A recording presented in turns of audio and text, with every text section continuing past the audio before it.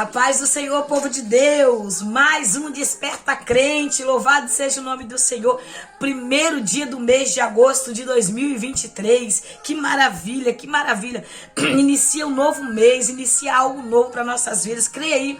Tem 31 dias, se eu não me engano, né, no mês de agosto, para que o Senhor trabalhe nas nossas almas, faça algo grande acontecer. Deixa Deus trabalhar na tua vida. Ó, no início dessa epístola de Colossenses, no capítulo 1, eu li algo que eu anotei para ministrar no teu coração, e novamente o Senhor me trouxe no meu coração e eu quero falar novamente, ó. Aquilo que aconteceu com você ontem, se você não deixar Deus curar, vai mexer no teu hoje e no seu futuro amanhã. Então deixa Deus limpar a tua alma, curar a tua alma. Deixa Deus trabalhar no seu dia, trabalhar no seu ser, dentro de você, tirar tudo que não presta. Não acumule lixo dentro de você, não acumule mágoa, não acumule raiva de alguém. Deixa para trás, abandona esse passado e olha para o futuro, para aquilo que o Senhor tem preparado para a tua vida. Porque Deus é bom, Deus é fiel e tem coisas grandes em nossas vidas para acontecer. Você acredita nisso? Então prossiga para o alvo. Olha, nós estamos finalizando o capítulo 2, bem no finalzinho mesmo. Agora eu só quero fazer um panorâmicozinho, um voozinho alto para a gente entender o assunto que a gente está dentro. Amém? Dessa carta aos Colossenses. No capítulo 1, Paulo vai falar ali as credenciais dele como apóstolo, como ele foi chamado, por que ele foi chamado, Deus que quis ele ali, né, servindo ao Senhor como um apóstolo de Cristo. Ele vai falar das credenciais dessa igreja, ele vai falar da união desses irmãos, ele vai orar, ele vai falar da fé, do amor, da esperança que eles têm, vai falar do caráter desta igreja, ele vai fazer uma oração pela vida do líder da igreja, por Epáfras, ele vai orar pela igreja para que a igreja cresça. Só que coisa linda, o caráter de um exemplo, né, de um homem de Deus, um exemplo de um pastor liberto, de um pastor desenvolvido, de um pastor que entendeu o seu chamado. Ele está orando pela igreja que ele não é pastor, ele está orando por uma igreja que ele não fundou, ele está orando por uma liderança que ele simplesmente ensinou e pastoreou quando teve rapidamente um encontro com Epáfras na cidade de Efésios. Ele instruiu este homem e esse homem ele fundou a igreja. Coisa linda é crente liberto, irmão. Coisa linda é crente preparado para aquilo que Deus chamou. Não fica brigando, se apegando à obra, se agarrando à cadeia. Quantas igrejas têm sido destruídas porque pessoas estão pegas à cadeira, apegadas àquilo que Deus confiou a outro. Que coisa linda! E as pessoas não conseguem entender que Deus tem um tempo determinado para nós em muitas áreas da nossa vida. Tem um tempo determinado. Eclesiastes capítulo 3 vai falar que há um tempo para todas essas coisas. Tem gente se pegando a cadeira, brigando. Tem pessoas que já não falam mais com o outro. Irmãos, eu sei que pessoas nos decepcionam. Eu não estou aqui fazendo apologia a pessoas que saem rebeliadas de igreja, tá? E vai abrir denominações em que Deus falou, Deus revelou. É tanto que o capítulo 2 nós estamos falando sobre essas revelações satânicas, essas revelações mentirosas, enganosas, que está aqui no versículo. Deixa eu achar o versículo para te dar essa aqui, ó. O versículo 18 do capítulo 2 está dizendo assim, ó: não aceiteis que alguém seja árbitro contra vós, fingindo humildade, culto aos anjos, fundamentando-se em visões e ostentações inúteis, arrogância do seu conhecimento carnal. Pessoas que na sua carnalidade não quer ter uma liderança sobre a sua vida, não quer ser liderado, ser doutrinados por alguém. Aí vai lá e abre a sua igreja para dizer que Deus revelou, que Deus mostrou. Às vezes até tem o chamado de pastorear, mas não espera o tempo determinado, não espera a aperfeiçoação, não espera o tempo de Deus na sua vida e vai lá e faz por conta própria. Então a gente tem que ter essa sabedoria, né? Porque uma pessoa liberta, ela está preparada para aquilo ali, ela está preparada para aquilo que Deus chamou, amém? E aqui nós vamos ver o propósito. Ele vai falar o propósito dessa igreja. Ele vai se apresentar à igreja, porque até então Paulo não tinha ido ali ainda em Colossos, né? Paulo não tinha ido ali aos irmãos, Paulo não tinha doutrinado e ensinado. Então ele vai dar também, né, ali vai trazer a autoridade para o pastor da igreja, para o líder da igreja. Ele vai falar aqui no versículo 7 sobre a instrução que Epáfras ensinou a igreja, como Epáfras foi bem no ensinamento, como a igreja está sendo saudável. Só que ali no meio desse contexto dessa igreja havia alguns irmãos, poucos irmãos, que estavam indo em ensinamento de homens, estavam indo para ensinamentos de heresia, gnosticismo misturado, místico, né, rituais, que eles estavam lhe dizendo: nós tem que guardar as leis, tem que guardar os 10 mandamentos, você tem que fazer isso, não pode comer aquilo, não pode fazer aquilo outro. Esses homens estavam sendo árbitro ali no meio deles, e Paulo está dizendo: não deixe que essas pessoas sejam árbitro entre vós, contra vós, não deixe que eles com ensinamento carnais, ostentando a sua arrogância, a sua ignorância. O que é uma pessoa ignorante? A pessoa ignorante é falar daquilo que não sabe, é falar daquilo que Deus conhece, isso é ignorância, querer falar daquilo que não sabe. Então eles queriam falar de Jesus sem conhecer Jesus, eles queriam falar da palavra de Deus sem conhecer a palavra, então eles estavam distorcendo a verdade da palavra de Deus, amém? Então Paulo está dizendo somente Cristo, somente as escrituras, ele está dizendo somente Cristo, ele está enfatizando Cristo nessa carta, tanto que essa carta de Colossenses, ela é conhecida como a cabeça, ela está dizendo que Cristo é a cabeça. Então Paulo, ele escreve essa carta mostrando que todo o poderio está em Cristo, a supremacia da pessoa de Cristo, a suprema pessoa de Cristo. Ele está dando toda a autoridade, mostrando que só através de Jesus Cristo nós podemos ser salvos, amém? Aí ele vai falar a luta para pregar o evangelho, os cristãos livres do legalismo, ele vai falar sobre o ministério do apóstolo, e por aí vai. Paulo vai trazer muito ensinamento. Então, nós estamos finalizando esse capítulo 2, né? E nós sabemos que toda lei foi cravada na cruz, aqui no finalzinho do capítulo 2, dos versículo 14, 15, 16 até o 17. Paulo está dizendo, olha, a lei foi cravada na cruz. Quando Jesus se entregou naquela cruz, foi ali na cruz, ele tomou a chave do inferno, tomou a chave do pecado da mão de Satanás e tomou toda a autoridade, dispôs, ele despiu Satanás, ele humilhou, ele envergonhou Satanás naquela cruz, versículo 15, e despojando as autoridades e poderes malignos. É porque eu abri só essa Bíblia, eu não abri as outras Bíblias em outra tradução para me ler para vocês. Senão vocês verem, depois se você tiver mais de uma Bíblia, você vai lendo aí, que vai falar, né? Depois todos hostes espirituais, despiu todos os demônios, principados, potestades, e algumas outras traduções vai estar falando. Mas a minha aqui está dizendo, despojando as autoridades e poderes malignos. Então ele tomou da mão do diabo, de toda a sua hoste, de todo o seu domínio, de todo o seu império, ele tomou ali a autoridade e cravou na cruz, e Jesus triunfou. Jesus entrou na... Meu Deus. Salmo 24, quando ele chega ao céu, quem é este? Levantai, ó porta, as vossas cabeças, porque entrará o Rei da Glória. Jesus é recebido no céu, aleluia, triunfando. Ele triunfou sobre Satanás e as suas potestades, sobre esses dominadores da terra, e o Senhor triunfou ali e nos resgatou, arrancou da mão de Satanás, nos tirou desse mundo de pecado, aleluia, louvado seja Deus. Isso que Paulo está dizendo para os irmãos. Então, não fica nessas heresias, não fica no meio desses ritos acreditando, não, porque Jesus, ele já tirou toda a legalidade da mão do diabo, e você é dele, você é nova criatura em Cristo Jesus, considerando que morreste com Cristo para as tradições humanas e falsas, religiosas deste mundo, porque vós sujeitais ainda a tais ordenâncias. Paulo está perguntando, como se pertencesse a este sistema de valores, não obedeçais essas regras como tais.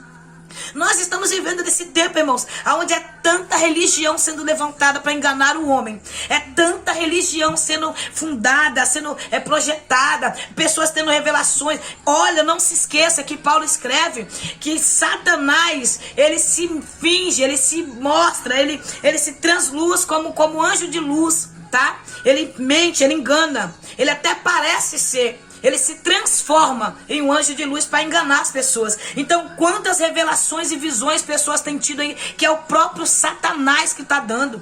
Olha, a Bíblia está errada, não é desse jeito não, ela tem que ser reescrita. Olha, a Bíblia não fala a verdade, olha, a Bíblia tem erro, a Bíblia contém, todos os erros que eu acho em mim. Todas as falhas que eu acho em mim. É isso que nós precisamos entender. Satanás é mentiroso, é enganador, e ele quer enganar todas as nações, ele quer enganar. A Bíblia é bem clara que no final dos tempos, se for possível, ele enganaria até os santos. Então, meus irmãos, não considere esses enganos desses últimos dias, essa religiosidade. Se no primeiro século já havia, imagine hoje, se no primeiro século já havia esses enganos, essas heresias, esse povo estava sendo introduzido na igreja.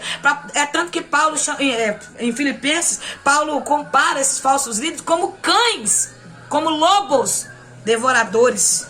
Olha só, irmãos, é algo muito sério. Quantas seitas sendo levantadas. Então não fica nesse sistema de valores mentirosos, enganadores, que está tentando afastar um povo de Deus. Somente a Escritura, somente a palavra de Deus. Versículo 21, não toques, não proves, não manuseis. Todas essas regras, olha só, hein? Todas essas regras estão destinadas a desaparecer pelo uso, pois se baseiam em ordenanças e ensinos meramente humanos. Esses regulamentos têm de fato a aparência de sabedoria, como a sua pretensiosa religiosidade, falsa humildade, regida disciplina para com o corpo, mas não tem valor algum para refrear as paixões da carne. É assim mesmo, não toques, não proves, não manusees. É homens dando regra, dogmas religiosos. Não pode fazer isso, não pode fazer aquilo, não vai poder fazer aquilo. E o Senhor está dizendo, não, joga por terra tudo isso, porque com a placa isso cai por terra, isso vai desaparecer. Viva somente o que a palavra de Deus nos ensina a viver. Pecado, irmãos, é muitas vezes, eu não estou aqui defendendo usos e costumes. Não estou defendendo os usos e costumes, mas o pecado é o uso exagerado das coisas. As pessoas usam exageradamente, mas eu não vejo pecado às vezes uma pessoa usar um brinco. Mas o pecado maior está na língua, que defama seu irmão, que calunia seu irmão. Às vezes não tem pecado você usar um anel que você gosta de usar, porque até então a mulher gosta de se vestir bem. Eu gosto de me vestir bem, eu gosto de andar bem arrumada. Cada um Deus vai usar da sua forma. Agora o meu corpo é templo do Espírito Santo. Então se o meu corpo é templo do Espírito Santo, eu não vou expor ele aí. Eu não vou andar com ele à mostra para qualquer pessoa estar vendo. Então eu vou andar com o meu corpo coberto. Não como uma religiosa, não como uma pessoa que vê demônio em tudo. Nós somos espirituais, mas nós também estamos na terra ainda. Eu não vou andar vendo demônio em tudo quanto é lado. Claro que não. Tudo tem um limite, tudo tem uma base, tudo tem um controle. Nós precisamos entender isso. É isso que o Senhor está dizendo. Muitas vezes a gente está apontando os nossos irmãos de outras denominações, estamos apontando outros irmãos que não compartilham da mesma forma de se vestir que a gente, mas o maior pecado está aí. É a acusação, é a língua grande, fofoqueira. Às vezes está ali fingindo uma santidade falsa, uma santidade fingida, uma santidade religiosa. Pessoas religiosas que está ali se sentindo mais crente que os outros, né? Que eu esqueci o nome que dá para isso que eu ia falar aqui agora, e eu não vou falar porque eu não estou conseguindo lembrar o nome do que o Senhor tinha ministrado no meu coração. Eu queria lembrar, mas fugiu aqui a mente. Mas amém, amém. Se eu lembrar no decorrer do vídeo eu falo, tá bom, irmãos? Mas a gente está vivendo nesse tempo onde as pessoas se acham mais santa que as outras, se acham mais... complexo messiânico. Complexo messiânico. O que é um complexo messiânico, missionária? É eu achar que eu vou ganhar o mundo, que eu vou salvar o mundo, que não foi só o sacrifício de Jesus, não, o meu sacrifício. É eu achar que eu sou mais crente do que todo mundo, eu achar que eu sou melhor do que todo mundo. Complexo messiânico. Eu quero me comparar a Jesus, eu quero ser ele, eu quero ser igual a ele, um complexo de santidade doentia. Tem pessoas que vivem um complexo de santidade doente, acham que todo mundo aqui é mais santo que todo mundo. Há pessoas que não respondem à paz do Senhor se uma pessoa não tiver com uma roupa vestida igualmente a mim. Aí eu não respondo a paz do Senhor para um irmão de outra denominação, porque eu me sinto mais santa. E nós estamos vivendo esse tempo onde as pessoas se sentem mais santas que outras. Eu não vou falar placa de denominação, que a gente precisa ter vigilância em tudo hoje, porque o negócio não tá brincadeira para quem serve a Deus de verdade, né? Para quem brinca tá tudo ok, mas para quem serve de verdade, né, a perseguição tá aí. Mas as placas de denominações têm afastado irmãos em Cristo. As placas de denominações têm feito pessoas não dar a paz do Senhor para outros. Irmãos, a paz do Senhor é desejar o que você tem, o que você tem. Se você não responde a paz do Senhor para o seu irmão, se você não deseja uma paz do Senhor para o seu irmão, que paz que você pode ter? Como que você pode dizer que você está em Cristo? Então são coisas que a gente tem que analisar, irmãos. Nós precisamos tirar essa religiosidade do nosso meio e começar a andar como os filhos, como os crentes, como os servos de Deus. Porque esse complexo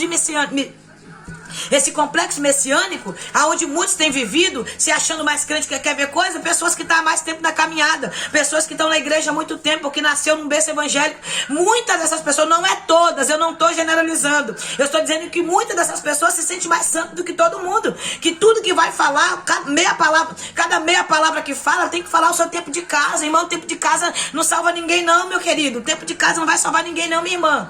O negócio é a sua vida com Deus, é você viver no primeiro amor. É por isso que o Senhor vai falar para aquela igreja voltar ao primeiro amor. Porque muitos têm perdido esse primeiro amor. De nada vale, uma caminhada em vão. E, irmãos, eu tô com a voz meio assim porque eu não tô me sentindo muito bem hoje. Dá até para você ver que eu tô menos, né? Mas Jesus no controle de tudo. Então o que Paulo está dizendo? Cuidado com a falsa religião. Cuidado com a falsa religião, com os falsos ensinamentos, com essas falsas doutrinas. Então tinha irmãos novos convertidos dessa igreja que estavam caindo nessa heresia, que estavam acreditando, não era a igreja, mas eram alguns que estavam ali dentro da igreja. Pessoas desprovidas de sabedoria, pessoas desprovidas do conhecimento de Deus, né? Pessoas que não tinham maturidade ainda estavam acreditando nas mentiras desse povo. Amém? Então toda lei contrária àquilo que o Senhor tem falado é engano, irmãos, é heresia. Então fica naquilo que o Senhor falou. Não acredite nessas falsas religiões. Amém?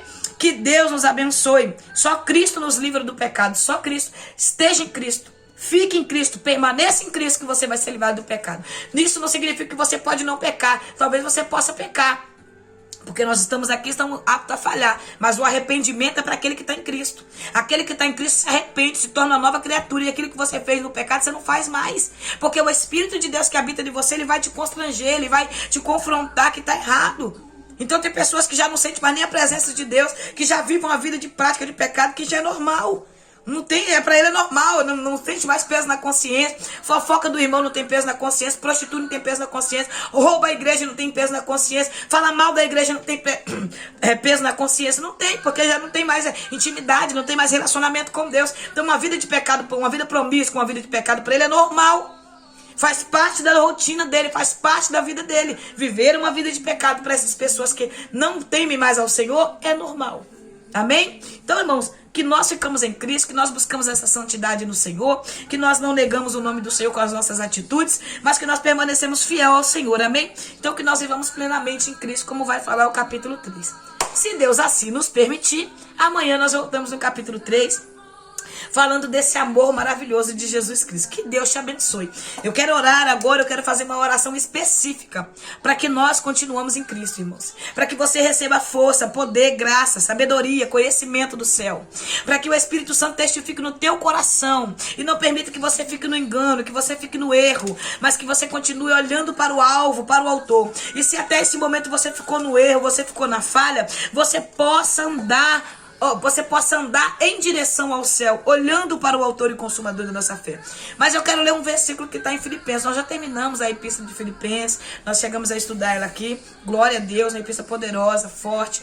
Mas eu quero ler um versículo aqui, 2 versículos eu quero ler para mim e para você, para que nós ficamos firmes no Senhor, amém? Versículo 12 do capítulo 3 diz assim: não que eu já tenha alcançado tudo isso, ou seja perfeito entre tudo isso, ou seja perfeito, entretanto, vou caminhando, buscando, alcançar aquilo, aleluia, para o que eu também fui alcançado por Cristo Jesus. Salvação.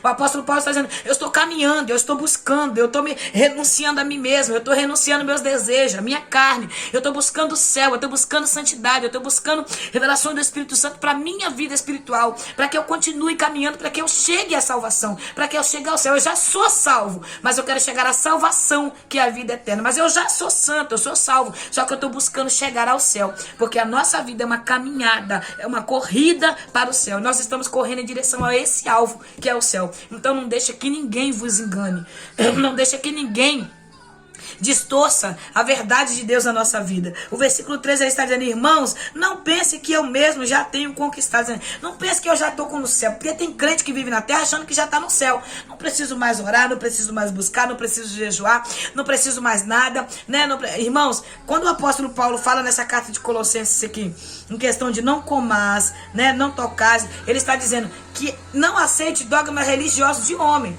Mas jejuar é para matar a nossa carne. Jejuar é para matar os nossos desejos. Jesus falou que nós temos que jejuar, né? Tem casta de demônios que sai só com jejum e oração. Uma pessoa que possessa com um demônio perto de você... não pode falar, esqueci. Né? Uma pessoa que está ali naquele estado, né? Já falei, você entendeu? Então você precisa ter uma vida espiritual baseada em Cristo. Você precisa estar ali com a sua vida estável, uma vida ligada, uma vida de santidade com Deus, para que você tenha autoridade do céu para poder repreender ali. Porque muitas vezes a gente quer fazer a obra do Senhor, mas não quer se preparar para fazer a obra, né? Então acho que a obra do Senhor é feita de qualquer maneira e não é.